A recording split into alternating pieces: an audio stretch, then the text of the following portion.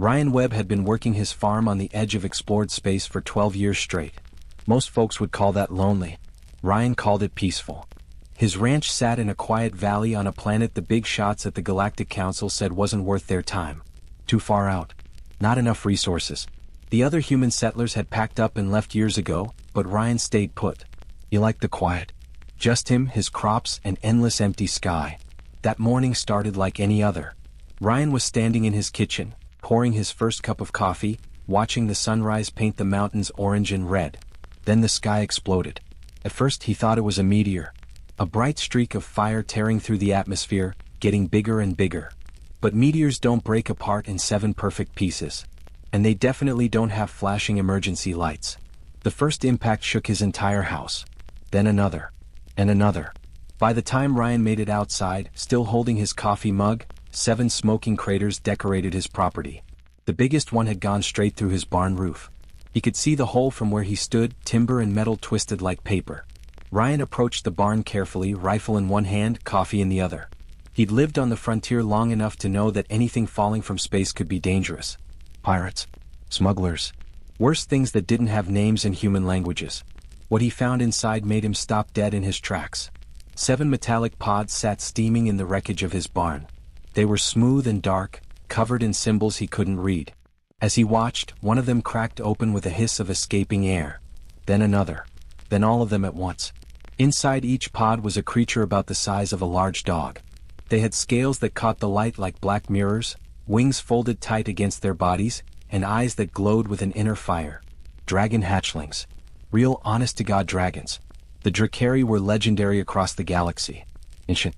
Powerful. Terrifying. Their kind had been flying between stars when humans were still living in caves. And now 7 of their babies were sitting in Ryan's barn, looking up at him with those huge, luminous eyes. The little translator device in Ryan's ear crackled to life. Cold, one of them said, its voice high and scared. Hungry. Where is mother? Where is home? Ryan stood there for a long moment, trying to process what he was seeing. These weren't just any dragons. The pods had royal markings. These were somebody important's kids. Somewhere out there, someone very powerful and very angry was looking for them. He should have called it in right then. Should have contacted the nearest station, reported the crash, let the authorities handle it. That would have been the smart move. The safe move. Instead, Ryan noticed the way the hatchlings were shivering. Despite their scales and their fire, they were cold. Dragon body temperature ran hot, and the planet's morning air was chilly. Without their ship's life support, they'd freeze within hours. Ryan set down his coffee mug and his rifle. He walked over to the nearest hatchling, a small one with scales that seemed darker than the others. It looked up at him with something like hope in its eyes. Ryan scooped it up carefully. It was heavier than it looked but warm, like holding a living furnace. "All right," he said quietly. "Let's get you all inside before you freeze." One by one, Ryan carried the 7 dragon hatchlings into his house. He cranked the heating system up as high as it would go. He emptied his freezer, thawing out every piece of meat he'd been saving for winter. The little dragons ate like they'd never seen food before, tearing through his supplies with enthusiasm. By sunset, all 7 of them were curled up in his living room, sleeping in a pile near the heater. Ryan sat in his kitchen, drinking cold coffee, staring at the scene and wondering what he'd just gotten himself into. Outside, the wreckage of their ship smoldered in his barn. No rescue beacon. No emergency signal. Just 7 baby dragons and 1 human farmer, alone on the edge of nowhere. Ryan had a feeling his quiet life was about to get very, very complicated. Ryan woke up the next morning to find his couch on fire. Not the dangerous kind of fire, thankfully. Just a small blaze where one of the hatchlings had apparently sneezed in its sleep. The little dragon looked mortified when Ryan calmly walked over with a fire extinguisher. Ryan had lived on a frontier world long enough that a burning couch barely registered as a crisis anymore. The emergency broadcast started that same day.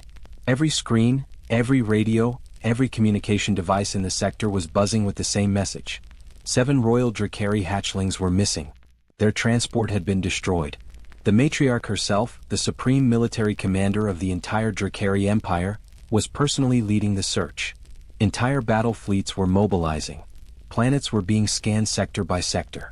Ryan listened to the broadcasts while feeding the hatchlings their breakfast, which, incidentally, was the last of his livestock. The little dragons had already eaten through 3 months of food supplies in 2 days. They ate constantly, growing visibly larger with each meal. He should have reported them. Every logical bone in his body screamed at him to call it in, return the hatchlings and go back to his normal life. But every time he reached for the communicator, one of the little dragons would look at him with those trusting eyes, and he'd find an excuse to wait just a bit longer. The thing was, they were kind of adorable. In a terrifying, fire-breathing, potentially deadly sort of way. Ryan had helped raise his sister's kids back on Earth years ago before he'd left for the frontier. Turned out, a lot of those same tricks worked on baby dragons. They needed routine, structure, clear boundaries. When the reddish one he'd started calling Blaze tried to melt his tractor, Ryan used the same firm voice he'd used on his nephew Tommy. No fire near the equipment. Bad idea. Blaze had actually hung his head like a scolded puppy. The hatchlings grew fast. Impossibly fast. Within 2 weeks, they'd gone from dog-sized to horse-sized. Their wings were strong enough for short flights. They'd started developing distinct personalities too. Blaze was the curious one, always investigating things he shouldn't. Smoke was reckless and loved showing off. Shadow rarely made noise but watched everything with careful attention. Spark had a talent for finding trouble. Ember was surprisingly gentle. Frost was the shy one. And Cinder seemed to think she was in charge of the others. They started helping around the farm, though helping was a generous word at first.